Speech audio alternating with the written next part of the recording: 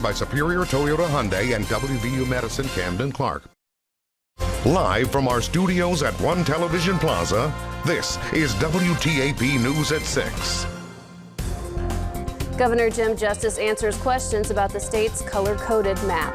Good evening and thank you for joining us. I'm Phyllis Smith. Governor Jim Justice and West Virginia health officials faced questions today on the state's color-coded maps and on coronavirus testing.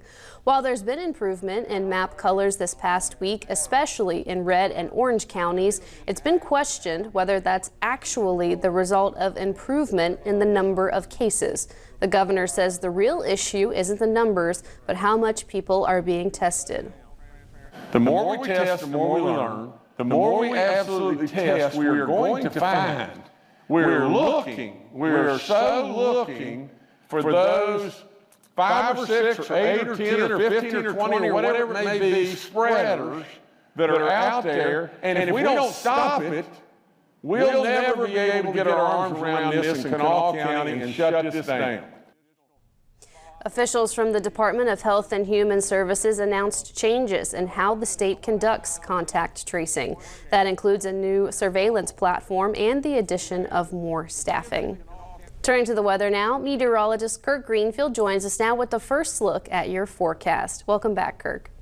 Well, thank you. What a gorgeous day. I almost wanted to play hooking again, but we had a lot of sunshine and warmth. We got up to about the 80-degree mark. Now the clouds have moved in. We're just waiting on the rain showers. As we take a look here in Marietta, it's the Jan Dills Marietta Skycam atop the Lafayette Hotel. 78 degrees right now. Feels like 80, so we've dropped a degree or two. The wind's out of the west, out of the south rather, at about 8 miles per hour. Relative humidity 56% in the barometer, 29.69 inches and continuing to fall. So when we look at our evening planner, well, it's a wet one. By 8 o'clock, we expect to see rain here, 73, and we'll drop to below 60 by midnight. So what does that leave us for tomorrow? Well, we'll talk about that when I return. Thank you, Kirk. We have an update on a house fire in Marietta that we first told you about yesterday evening. The State Fire Marshal's office says 67-year-old Rain Kavamis died in the fire. He rented the home on the 600 block of Front Street belonging to Marietta Mayor Josh Schlicker. Firefighters got the call around 1:30 yesterday afternoon and had the fire under control within 10 to 15 minutes. Neighbors say several people were out in the street yelling for help, even directing firefighters to the house. Officials say most of the damage is on the first floor and in the attic. The fire marshal's office and the Marietta police are still looking into what caused the fire. No foul play is suspected. Let's take a look at the latest COVID-19 numbers in West Virginia and Ohio. In Ohio, state officials reported 5 deaths and nearly 1,000 new cases this afternoon. The death toll now stands at 4,746, while the number of cases is nearing 152,000. Meanwhile, the daily number of cases, hospitalizations came in above the state's 21-day averages. In our area, Washington County has seen 262 cases, Athens 724, and Meigs 176. In West Virginia, 3 more deaths were reported Monday, with the latest victims from Berkeley, Kanawha, and Taylor counties. Those deaths bring the state total to 337. State health officials also reported 164 new cases on Monday. There are nearly 4,000 active cases statewide, and nearly 11,200 people have officially recovered from COVID-19. 3 people are arrested in Athens County for suspected drug trafficking. The Athens County Sheriff's Office says Ashley Sears, Michael Taylor, and Nicole Barnhart faced charges after deputies found heroin and methamphetamine while executing a search warrant in Gloucester. Deputies say Children's Services is investigating after 3 children were found in the home. Sears is charged with trafficking and possession of drugs along with endangering children. Taylor is also charged with endangering children as well as possession of drugs. Barnhart is charged with possession of drugs. The investigation is ongoing and more charges are expected. While its attention is still on the virus, the Wood County Commission has looked into another medical issue, a testing facility for medical marijuana. While medical cannabis itself could face a voter referendum, the commissioners recently visited existing testing facilities in Ohio and a distributor in Pennsylvania.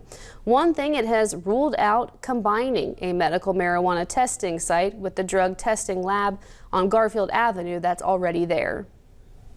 We certainly wouldn't be at the Day Report Center where our lab's located now. We would have to move off-site. But it is something that our core competence can handle. There is additional expensive equipment that we would have to purchase, and we have to see if it makes sense.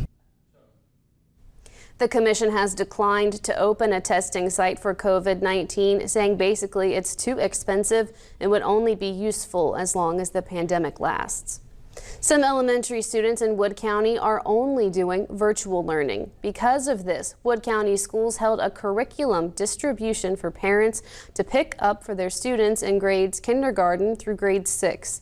These packets for students last for the first quarter of the school year. Wood County school officials say that using these packets will help the students who are learning from home. Even though it's virtual learning, not every activity is necessarily easily done virtually. Some of the activities do require a little bit of expertise that might be beyond the sophistication level of the child. So having a printed version could be helpful in those situations.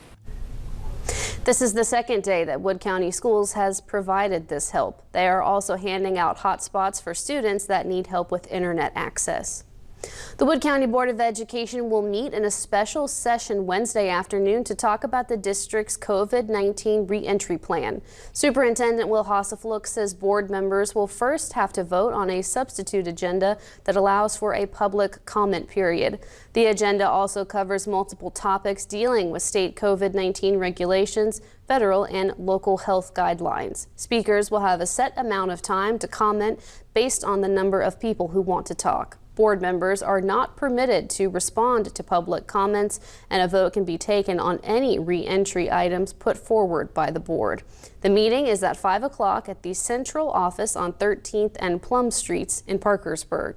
Masks will be required and seating will be limited. You can also watch on Zoom.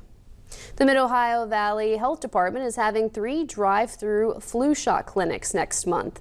The clinics are from 9 a.m. to 2 p.m. October 3rd, 10th, and the 24th. This is for people ages 2 months and up. Masks will be required to be worn by everyone over the age of 9. Have your insurance information ready. You will be required to wait for 10 minutes after the shot in a designated area. Walk-up clients are accepted. This story is posted on WTAP.com if you need any of that information again.